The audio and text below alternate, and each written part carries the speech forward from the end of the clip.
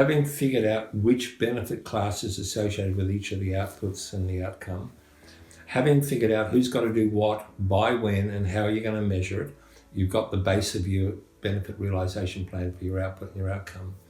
There are a number of other considerations that I'd like to discuss in this tutorial around implementing this benefit management framework within your project management model.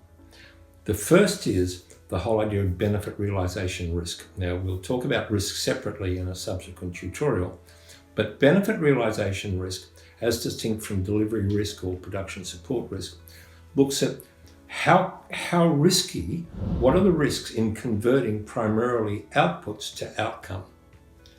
It looks at that stage. For example, if you put in place a new website and the only way that customers can now access your organization is through that website, you've almost automatically converted the output to the outcome. That is, there's no choice. If you like, the arrow between output and outcome is really short. If you decommission all of the existing desktops and replace it with a brand new one, the output to outcome conversion is extremely low risk. There's no choice but to use that output. However, if you're in a bank, for example, and you're putting a new product into 1,000 branches, and you've got 1,000 people who need to be trained in selling that product, and these branch people, by the way, are getting hit with lots of other changes, you can see the risk of the output reaching the outcome is a lot higher. And as we'll talk about in estimating, and as we'll talk about in risk, you can end up with a high, medium, and low benefit realization risk.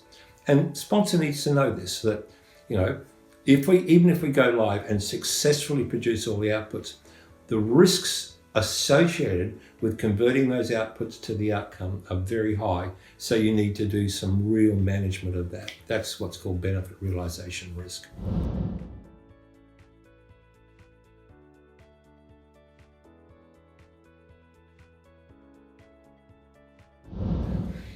The second consideration is the importance of change management. This is really important. What we have found is that typically most organizations are very average in how they do change management. There's exceptions. But the change management process is primarily focused around just before going live and just after live. In other words, everyone gets trained and all that sort of stuff. What we have found, though, is if you look at the benefit realization process moving onwards, what you're going to find is, you've trained everyone, the change management people have worked with you, you've got everyone ready to use the new outputs. But 6 months later, there are so many new things that these people have got to do that they're not using the outputs the way they should have. And this shows itself up as expected benefits start to drop off. And what we found in a couple of clients is it's not that the product is not successful, it's just it's not being sold the same way it was the day you went live. And by remediating that and putting back in place a revised change management process for the new people that have arrived and so on, you can actually move that curve back up. So change management is critical during the project, but change management can be very critical in sustaining benefit realization.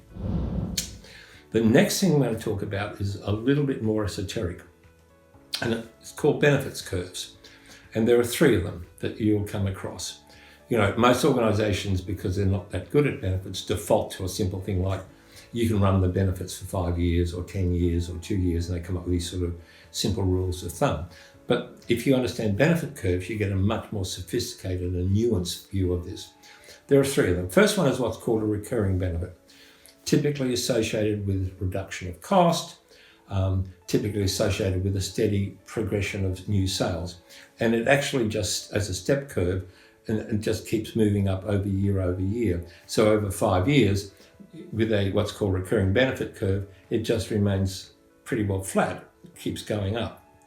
And that one, ideally, you run the business case calculations a lot longer for that, because the longer you accumulate recurrent benefits, the more benefits.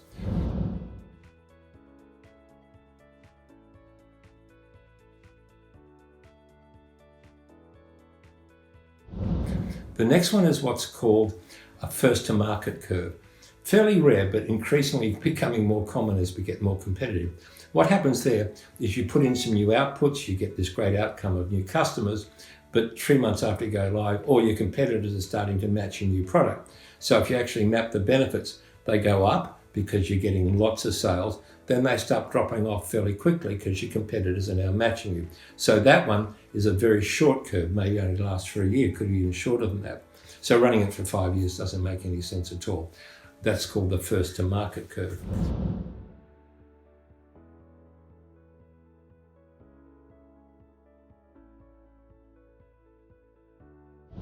The final one is what's called a strategic curve. It requires a lot of courage.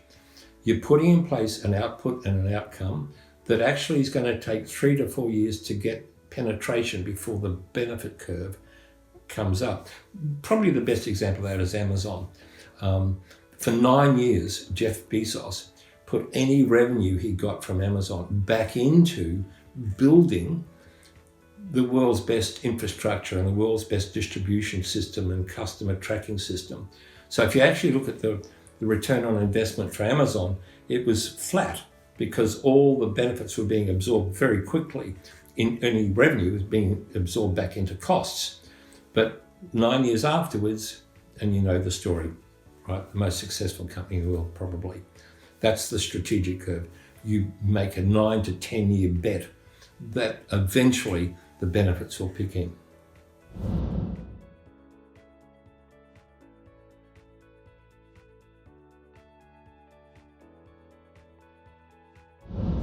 Two other considerations. This is very important. You know, if you can't measure it, you can't claim it. And the worst time to try and measure anything is when it's already out there in the marketplace. In other words, the output's been delivered. Doing effective benefit management requires baselining up front. And the advantage is once you've done your O3, you know, for example, we want to prove that this new website's better than the one it's replacing, or these new products are more attractive to customers. We can put in place measures up front. Right now, for example, our customers think these products are, 3 out of 5. But if we had these new products, we expect it to be 5 out of 5, which would lead to retained customers. Time and time again, we've gone into clients to retrofit benefits and found that the baseline data that is used to measure whether things have got better or not is not there.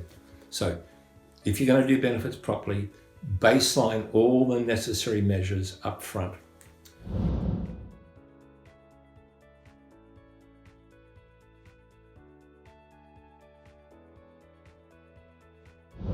If you go back to the sliders, way back in our beginning of our Agile PM series, we talked about the 7 dimensions of success and suggested these should be tracked during the project.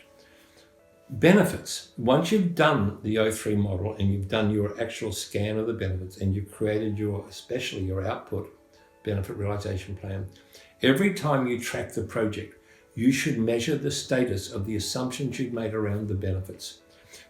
Have critical benefit owners moved on? Are there changes in the external environment which makes some of the assumptions you made about the benefits not valid? This is critical. Reporting benefits is as important as reporting costs and time. Track it, report it, put it into the sponsor reports. You can have a project that's on time in budget, but all the benefits that were assumed to justify the project have disappeared after the project started and aren't there the day you go live. You should be able to find this out before you go live and find it out. So to summarize, benefits need to be tracked the same way as on time, in budget to requirements. Tracked, monitored and reported in your standard steering committee or sponsor reports.